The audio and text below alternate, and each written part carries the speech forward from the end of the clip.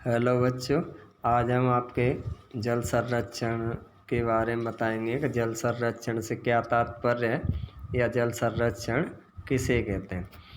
तो किसी स्थान पर वर्षा जल का उचित जल प्रबंध कर संग्रहण करना ही उस स्थान का जल संरक्षण है। तो जल संरक्षण का तात्पर्य होता है कि जब भी बरसात हो तो उस बरसात के जल की एक एक बूंद का संरक्षण करना जल संरक्षण कहलाता है। तो यानी हम लोग अगर जागरूक हैं तो जो बरसात का जल होता है उसका हम संरक्षण जरूर करते हैं। तो जल संरक्षण किसे कहते हैं? किसी स्थान पर वर्षा जल का उचित जल प्रबंध कर संग्रहण करना ही उस स्थान का जल संरक्षण है, ताकि मानसून काल के अतिरिक्त जल को, तो कहने का तात्पर्य होता है कि मानसून काल उसे कहते हैं जब वर्षा ऋतु होती है या जब वर्षा ऋतु का समय होता है, उसे मानसून काल कहते हैं। तो मानसून काल में तो वर्षा के कारण जल आराम से उपलब्ध हो जाता है, लेकिन मानसून काल के बाद चाहे वो ग्रीष्म काल हो या शीतकाल हो, तो उस समय पर लोगों के लिए पानी आसानी से उपलब्ध हो सके, इसको ध्यान में रखते हुए हम जल संरक्षण कार्यक्रम को अपनाते हैं। तो मानसून काल के अतिरिक्त जल को बांधों, तालाबों तथा झीलों अथवा छोटे जल स्रोतों में इकट्ठा करके शेष अवधि में प्रयोग किया जा सके। तो ये आपके जल संरक्षण था। अब हम यहाँ से आगे आपके प्राचीन भारत में जल संरक्षण स्रोतों का निर्माण, यानी हमारे भारत देश में ये जो जल संरक्षण के स्रोत हैं इनका निर्माण कार्य अभी ही नहीं हो रहा बल्कि प्राचीन समय से ही चला आ रहा है। तो यानी हमारे भारत में बहुत समय पहले से जल संरक्षण की नीति चली आ रही है। तो भारतीय संस्कृति में जल को अमृत के समान माना है, यानी हमारे भारतीय संस्कृति की एक विशेषता रही है। जैसे हम लोग धरती को धरती माता मानते हैं, गाय को हम पूजनीय मानते हैं, पेड़ों में हम पीपल वगैरह, केला, तुलसी, इनको हम एक तरह से पूजनीय मानते हैं। तो इसी प्रकार से हमारी भारतीय संस्कृति में जल को भी अमृत के समान दर्जा दिया गया है, जिसके प्रति संवेदनशीलता के कारण, तो कहने मतलब इसके हम महत्व के बारे में जानते हैं। तो इसी को ध्यान में रखते हुए देश के शासकों यानी राजा महाराजाओं ने, सेठ साहूकारों तथा स्थानीय नागरिकों ने गांव तथा नगरों में कुएं, बावड़ी, तालाब तथा झीलों का निर्माण करा। तो भारत में प्राचीन समय से ही राजा महाराजाओं के द्वारा, सेठ साहूकारों के द्वारा, स्थानीय नागरिकों के द्वारा गांव और शहरों दोनों ही जगह पर कुएं, बावड़ी, तालाब तथा झीलों का निर्माण कराया जाता रहा है। प्राचीन भारत में जल संरक्षण के प्रति सद्भावना थी। इसी कारण भारत में सिंधु सभ्यता की खुदाई में कुंड, कूप तथा नहरों के साक्ष्य मिले। हमारे भारत देश की जो सबसे प्राचीन सभ्यता थी यानी सिंधु घाटी की सभ्यता, उसके स्थलों की खुदाई में हमें जगह जगह कुंड मिले, कूप यानी कुआं मिले, नहरों के भी साक्ष्य मिले। तो इससे हमें ये पता चलता है कि भारत में बहुत समय, या यूँ कहें कि भारतीय संस्कृति की शुरुआत से ही जल संरक्षण के प्रति ध्यान दिया जाता रहा है। कौटिल्य के अर्थशास्त्र के अनुसार, यानी कौटिल्य ने एक प्रसिद्ध ग्रंथ लिखा था, उसका नाम था अर्थशास्त्र। तो कौटिल्य के अर्थशास्त्र के अनुसार चंद्रगुप्त मौर्य ने सुदर्शन झील का निर्माण कराया था। तो ये आपके एक नंबर के लिए अच्छा प्रश्न है कि चंद्रगुप्त मौर्य ने कौन सी झील का निर्माण करवाया था? तो सुदर्शन झील। या प्रश्न ऐसे आ जाता है सुदर्शन झील का निर्माण किसने करवाया था? चंद्रगुप्त मौर्य ने। या आपके ये भी प्रश्न है कि भाई अर्थशास्त्र ग्रंथ का लेखक कौन है? कौटिल्य। तो कौटिल्य ने अपने ग्रंथ अर्थशास्त्र में ये कहा था कि जो मौर्य वंश के राजा थे चंद्रगुप्त मौर्य, उन्होंने एक झील का निर्माण करवाया था जिसका नाम है सुदर्शन झील। दक्षिण भारत में चालुक्य शासकों द्वारा विभिन्न एनीकटों तथा बांधों का निर्माण कराया गया। तो हमारे भारत में एक और वंश था जिसका नाम है चालुक्य वंश, और इसने दक्षिण भारत में अपना शासन किया था। तो इन्होंने चालुक्य वंश के शासकों ने अपने शासनकाल के दौरान अनेकों एनीकटों और बांधों का निर्माण कार्य कराया था। राजस्थान में जल संरक्षण के प्रति संवेदनशीलता परंपरागत रही है। तो ऐसे भारत देश में भी रही है, तो राजस्थान में भी जल संरक्षण के प्रति संवेदनशीलता बहुत समय पहले से देखने को मिलती है। तो राजस्थान में जल संरक्षण के प्रति संवेदनशीलता परंपरागत रही है। क्यों भाई, हमारे राजस्थान में बहुत समय पहले से ही जल संरक्षण के प्रति क्यों ध्यान दिया जाता था? तो उसके कई कारण हैं। तो पहला, क्योंकि राजस्थान एक ऐसा इलाका है या ऐसा राज्य है जहाँ वर्षा की कमी रहती है। ज़्यादातर या यूँ कहें कि यहाँ वर्षा कम होती है और ज़्यादातर यहाँ सूखे की आशंका बनी रहती है। तो वर्षा की कमी तथा सूखे की आशंका यहाँ हमेशा से बनी रही है। इसी कारण स्थानीय राजाओं तथा साहूकारों द्वारा बावड़ी, झालरा, नाड़ी, कुएं, कुई तथा जोड़ों का निर्माण करवाया गया, जो कि स्थानीय जनता के पेयजल स्रोत रहे। तो हमारे राजस्थान में भी कई राजा महाराजाओं के द्वारा, साहूकारों के द्वारा अनेकों परंपरागत जल संरक्षण के स्रोतों का निर्माण कराया गया। उनके नाम है बावड़ी, झालरा, नाड़ी, कुएं, कुई, जोहड़, इन सभी का निर्माण कराया गया, जो कि स्थानीय जनता के पेयजल स्रोत रहे। साथ ही छोटे व बड़े बांध, खड़ीन तथा एनीकट पेयजल के साथ साथ सिंचाई के लिए भी उपयोगी रहे हैं। अब राजस्थान में परंपरागत जल संरक्षण के रूप या प्रकार या विधियाँ।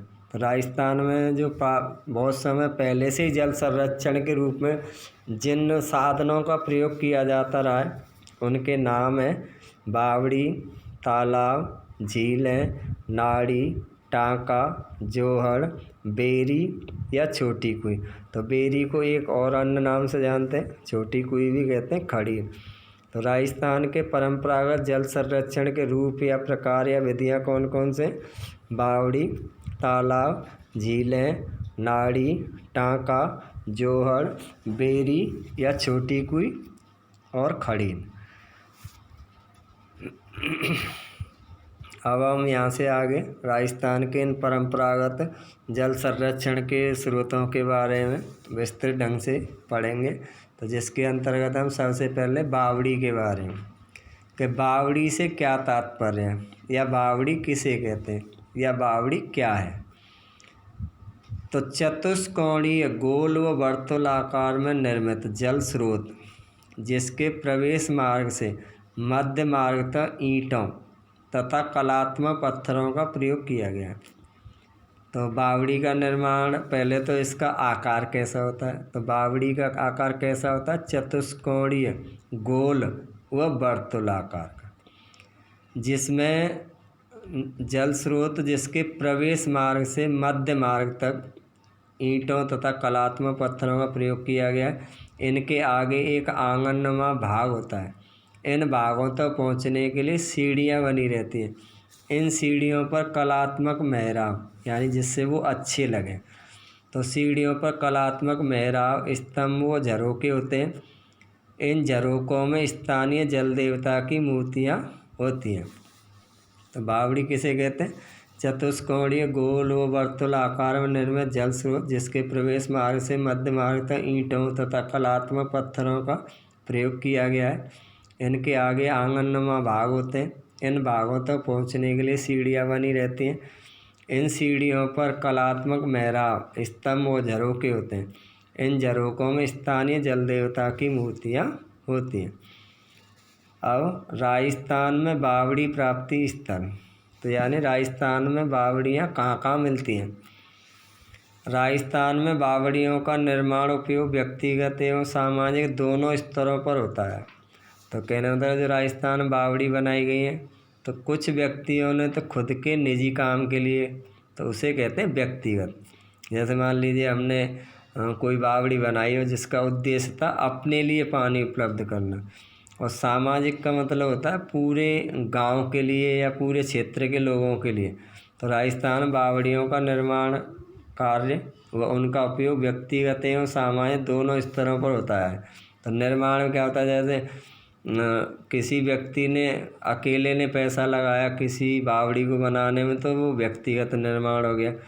और सामाजिक का मतलब होता है पूरे समाज के लोगों ने मिलकर ने इसमें पैसा लगाया। तो बावड़ियाँ राज्य के प्राय सभी जिलों में मिलती हैं, लेकिन फिर भी बूंदी शहर को बावड़ियों की अधिकता के कारण सिटी ऑफ स्टेप वेल्स कहा जाता है। तो आपके प्रश्न पूछा जा सकता है कि सिटी ऑफ स्टेप वेल्स किसे कहा जाता है और क्यों। तो आपके आंसर है कि बूंदी शहर को सिटी ऑफ स्टेप वेल्स कहा जाता है क्योंकि राजस्थान में बहुत सारी बावड़ियाँ बूंदी शहर में पाई जाती हैं, इसीलिए इसे सिटी ऑफ स्टेप वेल्स कहा जाता है। तो बूंदी शहर एक ऐसा शहर है जहाँ बहुत सारी मात्रा में बावड़ियाँ देखने को मिलती हैं, या यूँ कहें कि राजस्थान में सबसे अधिक बावड़ी बूंदी शहर में ही है, इसी कारण इसे सिटी ऑफ स्टेप वेल्स कहा जाता है। तो सिटी ऑफ स्टेप वेल्स किसे कहा जाता है? बूंदी शहर को। क्यों कहा जाता है? क्योंकि यहाँ बहुत सारी बावड़ियाँ हैं, इसके कारण इसे सिटी ऑफ स्टेप वेल्स कहा जाता है। तो बूंदी के अलावा और भी कई जगह बावड़ियाँ हैं, जिनमें जोधपुर की तापी बावड़ी, दौसा की भंडारेज बावड़ी, चित्तौड़ की बेनाता की बावड़ी, वो आवानेरी की चांद बावड़ी। तो ऐसे आपके प्रश्न आ जाता है कि राजस्थान की किन्हीं 4 प्रसिद्ध बावड़ियों के नाम लिखिए। तो इसमें नंबर 1 तापी बावड़ी, ये जोधपुर में है। भंडारेज बावड़ी ये दौसा में है। बेनाता की बावड़ी ये चित्तौड़ में है। और चांद बावड़ी ये आवानेरी में। तो ये आपके 4 महत्वपूर्ण बावड़ियाँ हैं। आपके 2 नंबर में ये प्रश्न पूछा जा सकता है, राजस्थान की कोई 4 प्रसिद्ध बावड़ियों के नाम लिखो। तो तापी बावड़ी जोधपुर, भंडारेज बावड़ी दौसा, बेनाता की बावड़ी चित्तौड़ और चांद बावड़ी आवानेरी। आवानेरी की चांद बावड़ी का वर्णन। तो यहाँ पे आपके इन प्रसिद्ध बावड़ियों में से एक बावड़ी का उल्लेख किया गया है या विस्तृत वर्णन किया गया है, और उसका नाम है आवानेरी की चांद बावड़ी। तो यह बावड़ी राजस्थान की प्राचीनतम बावड़ियों में से एक है। तो यानी राजस्थान में स्टार्टिंग में जो बावड़ियाँ बनी थी, उन बावड़ियों में आपके चांद बावड़ी का नाम आता है। इसका निर्माण निकुंभ राजवंश के राजा चांद या चंद्र ने किया था। तो चांद बावड़ी का निर्माण कार्य किसने करवाया था? एक राजा था, राजा चांद या चंद्र, और ये किस वंश का था? निकुंभ राजवंश का, जो 8वीं से 9वीं सदी में आवानेरी या प्राचीन आवा नगरी पर शासन करता था। 19.5 मीटर गहरी है बावड़ी, योजना में वर्गाकार है तथा इसका प्रवेश द्वार उत्तर की ओर है। नीचे उतरने के लिए इसमें 3 तरफ से दोहरे सोपान की व्यवस्था। सोपान का मतलब होता है सीढ़ी। जबकि ऊपरी भाग में स्तंभों पर आधारित एक बहुमंजिली दीर्घा बनाई गई है। इस दीर्घा से प्रक्षेपित 2 मंडपों में महिषासुर मर्दिनी एवं गणेश की सुंदर प्रतिमाएं प्रतिष्ठित हैं। बावड़ी का प्राकार, पार्श्व बरामदे एवं प्रवेश मंडप मूल योजना में नहीं थे और इनका निर्माण बाद में किया गया था। तो कहने मतलब या इस पे प्राकार, पार्श्व बरामदे एवं प्रवेश मंडप बने हुए हैं, तो ये स्टार्टिंग में नहीं थे, इनका निर्माण कार्य बाद में करवाया गया था। अब तालाब से क्या आस है? तो तालाब में वर्षा का जल को एकत्रित किया जाता है, जो पशुधन तथा मानव के पेयजल का स्रोत रहा है। तो तालाब में ज़्यादातर बरसाती पानी को संग्रहित करने का काम किया जाता है और जो तालाब में पानी इकट्ठा किया जाता है वो पालतू पशुओं के लिए और मानव के लिए पेयजल का स्रोत रहा है। अधिकांश तालाबों का निर्माण ढालू भाग के समीप किया गया है। कहना मतलब जहाँ ढलान वाली जगह, ताकि बरसात का पानी बह करके उसमें इकट्ठा हो सके। इन तालाबों के निर्माण में धार्मिक तथा सामाजिक भावना जुड़ी रहती है। इस कारण संरक्षण तथा सुरक्षा आसानी से हो जाती है। तो तालाबों का संरक्षण या इसका निर्माण कार्य क्यों होता है? क्योंकि इनके साथ हमारे भारतीय लोगों की या राजस्थान के लोगों की धार्मिक और सामाजिक भावना जुड़ी होती है। इसके कारण हम इनका संरक्षण सुरक्षा आसानी से कर लेते हैं। राजस्थान के प्रमुख तालाब, तो राजस्थान में एक हेमावास तालाब है, ये पाली में है। सरेरी और मेजा तालाब ये भीलवाड़ा में है। बानकिया सेना पानी तालाब ये चित्तौड़गढ़ में है। साथ ही साथ गड़ीसर और गजरू सागर जैसलमेर में। तो या तो आपके प्रश्न ऐसे पूछा जाता है या पूछा जा सकता है कि भाई राजस्थान के कोई 4 प्रमुख तालाबों के नाम बताइए। तो जैसे हेमावास तालाब है पाली में, सरेरी या मेजा तालाब भीलवाड़ा में, बानकिया और सेना पानी तालाब ये चित्तौड़गढ़ में, गड़ीसर और गजरू सागर जैसलमेर। तो इनमें से कोई भी हम 4 नाम दे सकते हैं, लेकिन प्रश्न ऐसे ही पूछा जा सकता है कि हेमावास तालाब कहाँ स्थित है? पाली में।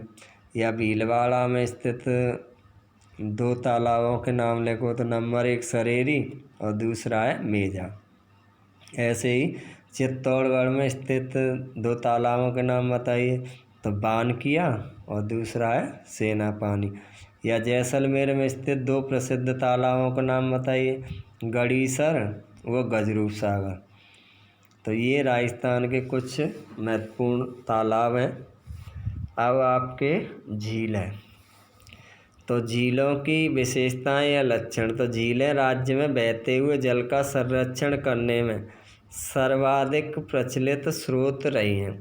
तो राजस्थान में जो बहते हुए जल को संरक्षित करने में जो सबसे ज़्यादा महत्वपूर्ण योगदान रहा है वो झीलों का रहा है। तो झीलें राजस्थान में बहते हुए जल का संरक्षण करने में सर्वाधिक प्रचलित स्रोत रही हैं। इन झीलों का निर्माण स्थानीय शासकों, साहूकारों व बंजारों के द्वारा किया गया था। तो ये झीलें किसके द्वारा बनवाई गई थी? या तो उस इलाके पर राज्य करने वाले राजा के द्वारा, या साहूकारों के द्वारा, या बंजारों के द्वारा। ये पेयजल के साथ साथ सिंचाई के साधन के रूप में भी प्रचलित रही हैं। इन झीलों से नहरें निकालकर समीप के भागों में सिंचाई कार्य किया जाता था। यह झीलें जहाँ स्थानीय आर्थिक तथा सामाजिक विकास में सहायक रहीं, वहीं अकाल तथा सूखे में जीवनदायी रही हैं।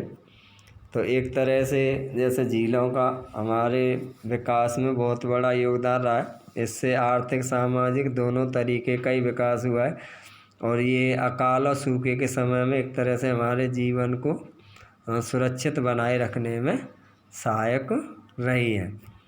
तो राजस्थान की कुछ प्रसिद्ध झीलें, या तो राजस्थान में बहुत सारी झीलें हैं, लेकिन उनमें से कुछ महत्वपूर्ण झीलों के बारे में हम यहाँ समझेंगे। तो राजस्थान की जो प्रसिद्ध झीलें हैं उनमें अजमेर की एक झील है आना सागर झील, उदयपुर की पिछोला तथा फतेह सागर झील। तो जैसे आपके बोर्ड के पेपर में प्रश्न आया, नक्शे में पूछा गया था कि फतेह सागर झील को मैप में भरिए, तो ये हमारे राजस्थान में उदयपुर में है फतेह सागर झील। तो उदयपुर की पिछोला तथा फतेह सागर झील। चूरू की सबसे प्रसिद्ध झील है ताल छापा। जालौर का बांकली बांध, टोंक का टोडी सागर, पाली का सरदासमंद और बूंदी की नवलखा, राजसमंद की नौचौकी। तो ये राजस्थान की कुछ प्रसिद्ध झीलें हैं। अब आपके जैसे प्रश्न आता है कि भाई आना सागर झील किस ज़िले में है? तो अजमेर में। उदयपुर में स्थित 2 प्रसिद्ध झीलों के नाम बताइए, पिछोला और फतेह सागर। ताल छापर झील कहाँ पर है? चूरू में। बांकली बांध कहाँ स्थित है? जालौर में। टोडी सागर टोंक में। सरदारसमंद पाली में। नवलखा झील कहाँ है? बूंदी में। और नौचौकी झील कहाँ पर स्थित है? राजसमंद में। तो आपके